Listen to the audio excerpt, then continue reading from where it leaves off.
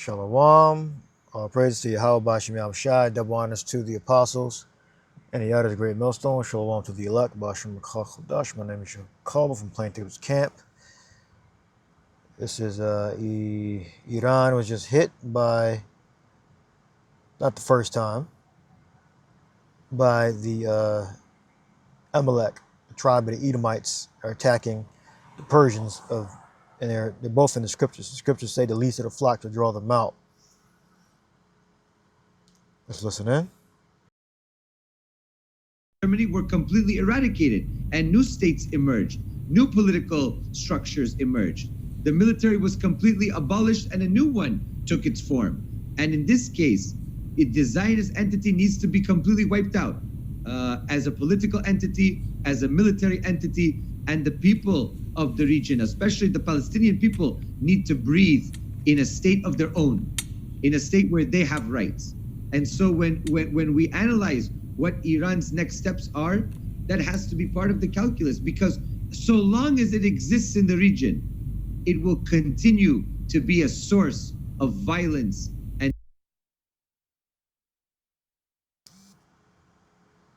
so you look up Jeremiah 49 and 20 and Jeremiah 50 and 45. Therefore, hear the counsel of Yahweh, that he hath taken against Edom, and his purpose that he hath purposed against the inhabitants of Teman. Surely the least of the flock shall draw them out. Surely he shall make their habitation desolate with them. All right. This is referring to the Edomites causing the Third World War. All right. Causing, things to speed up, because the Third World War is not going to take place until the implantable microchip takes place. So that's implemented. So it's breaking news. The Iranians were hit again. They were hit before. Let me type something there real quick. How many times has the state of Israel struck Iran with missiles? We got June 13th, which over there, it's already the next day over there. All right, doing this video on the 12th. I should probably upload it when I'm done. October 26, 2024. So those were the 2 times. Oh, well, April 19th, 2024. So strikes targeted a radar site near Isfahan, damaging Iran S-300s. So April 19th, 2024, October 26th, 2024, and June 13th, 2025. So we know that the least of the flock is referring to the Edomites over there in the land of Israel, whose tribe is Amalek, and you got various other tribes too, because of the marriages. If they don't marry themselves, then their lineage is going to change, obviously. But from the tribes, their tribe. But Amalek, those are the tribe of mainly Edomites that converted to a witchcraft form of keeping the laws and statutes and commandments, which they don't even keep the laws, statutes, and commandments. They operate under the Talmud and against Satanism. They worship Satan directly.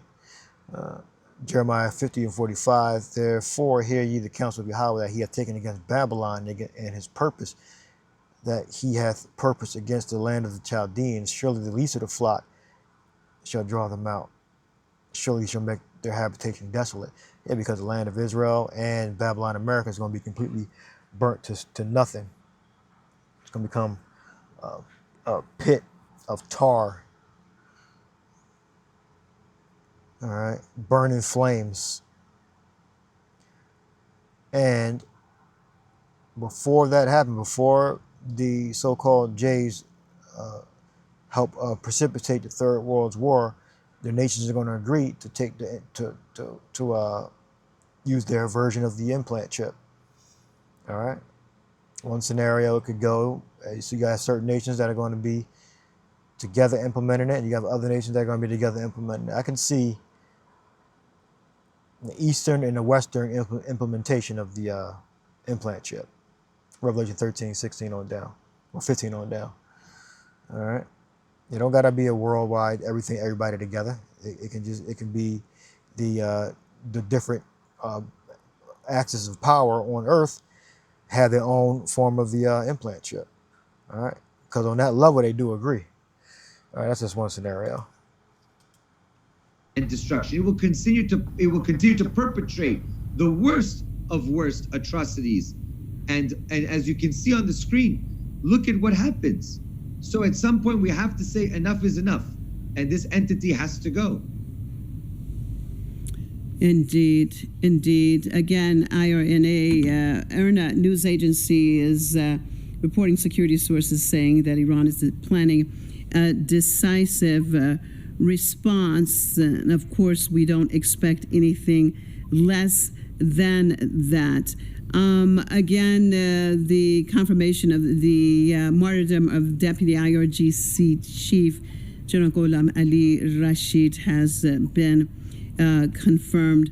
Mariam, I want to read a couple of things from various Western sites. You know, it's interesting. So it says Israel strikes Iran targeting nuclear sites. Again, first of all, that's illegal, the illegality of that to begin with. And second of all, we know residential areas were hit. Go ahead. We're above and beyond, all this nonsense, international organizations, the IAEA. Is it illegal to do an airstrike on a nuclear site from another country? It depends. It's not automatically illegal, but almost always violates international law unless certain conditions exist.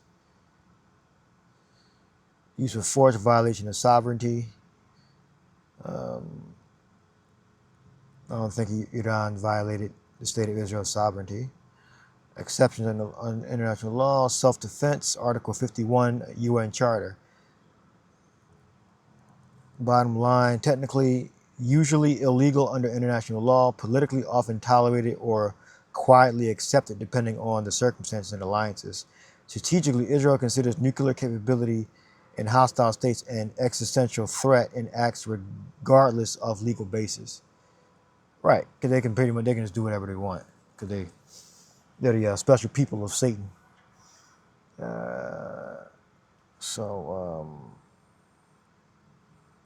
Did the Israelis violate international law by striking Iran